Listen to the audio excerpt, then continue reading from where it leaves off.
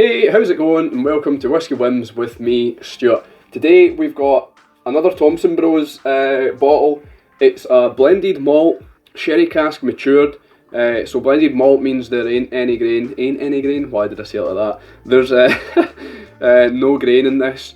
It's 19-year-old, like I said, 44.2% ABV. So it's a little lower than what we normally see from Thompson Bros.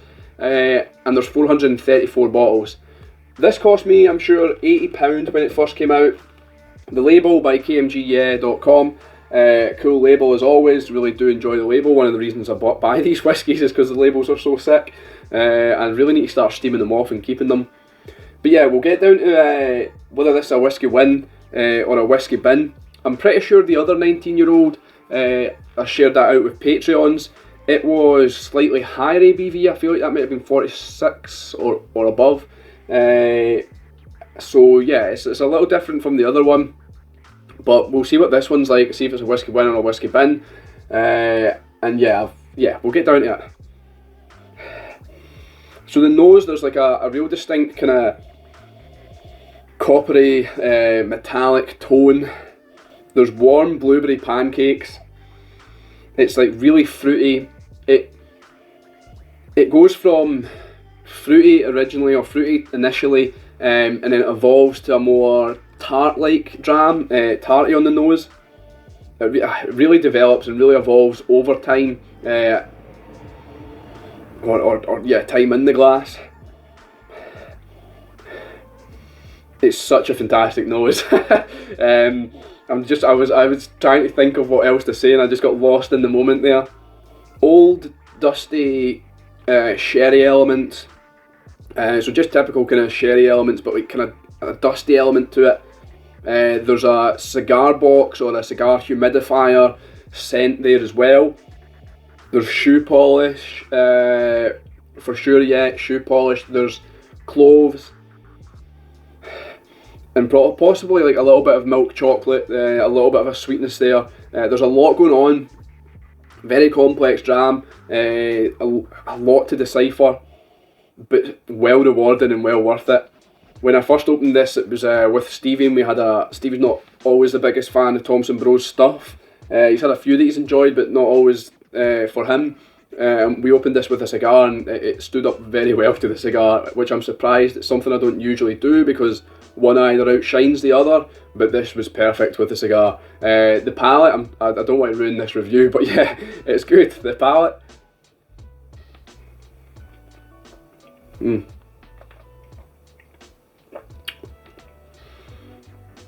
really weird mouthfeel. It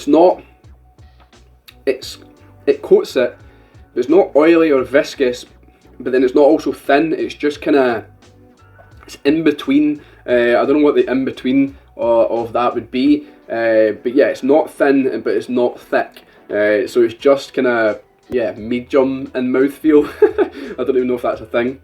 There's blood oranges, there's pecan nuts, there's more blueberries to tie in from the nose, the pancakes. Once again, it's fruity, and then it's tarty, and then kind of swinging back to fruity again. It's just, it's well integrated. It's lovely. it's superb in the mouth. More chocolate, a touch bitter this time, so possibly on the darker side. There's a kind of, I always say like when it's meaty and kind of iron, maybe to go back to the metallic copper element. It's like a rare steak. It's meaty and bloody, almost that kind of iron element to it. So there's that. There's old leather. There's nuts. There's raisins. Just like something you get from I don't know what they call them, but they have them in like Lidl's and Aldi and that, where you can like scoop your own, or even like a kind of farmer's market or whatever, or a fruit market where you can just grab your own fruit and nuts. It's like that, or even out a bag, whatever, just fruits and nuts, general fruits and nuts. And once again, a little dusty on the palate that was there in the nose. It seems to be quite a kind of dunnage feel to it. Like I said, dusty, or even just the fact that it's old, maybe the old elements I don't think it needs water at all at 44.2, and from the experience of drinking it. The finish is probably medium to long. It's not, yeah, it's probably medium to long, I'd go with that. There's candied orange peel in the finish. There's also some kind of like a fruit loaf made with pecan nuts. I don't know if that's a different type of loaf, but just, yeah, a fruit loaf with pecan nuts. Once again, that I keep saying once again, but that fruit and loaf, that fruit and nuts flavour that was in the palate, it's now in the finish, but specifically fruit loaf with pecan nuts. Sorry, just losing my words. It's a great whiskey. What else is in the finish? We'll get a little bit more of a taste.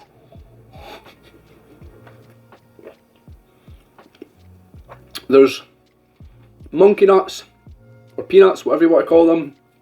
One's in the shell that you peel out and you get 2 of them in it usually, or 1 if you're unlucky. And there's something fizzy. I've said it before, I can't remember which review it was. It might have been a Tullabarden sherry or something like that, but a blueberry fizzy like sherbet or fizzy pre-workout is what I've mentioned before. But yeah, there's something fizzy, and if I was to think of anything, it'd be like a fizzy blueberry pre-workout. But that's been trying to bring something to my memory, or trying to bring something to describe it by. My words are failing me here. That's me trying to describe it, but it's just something fizzy. So yeah, we'll get down to the rating of it, because there's not much left. I'm going to have it anyway. Yeah, I don't think there's anything else to say. So, if you're new here, the way I rate my whiskey is 3 factors. Would I buy it again? Do I think it's worth it? And would I recommend it? So like I said, this cost me £80. So would I buy it again? I think I would. I think I might buy this over the other sherry one. The other sherry one was lovely and I really enjoyed it. But I think the memories of this one, opening it up at Blair Athol on holiday with Stevie, which was only like a week and a half ago, and I have had a lot out of this. I've been really enjoying it. So yeah, I think I would buy it again if I could get it for £80 or cheaper. That'd be great. I don't think I'd pay anything above 100. It's 19-year-old. It's a blend. It could be Edrington possibly, which would maybe suggest like Highland Park, Macallan, maybe Glenrothes. I don't know what else, kind of distilleries like that were owned by Edrington at the time.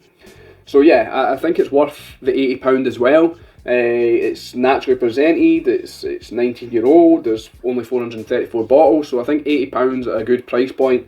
And would I recommend it? Yeah, definitely. I would recommend this. It's tasty, it's a sherry delight, and I have said before, sometimes sherry can be too overdone, but this seems to be just spot on.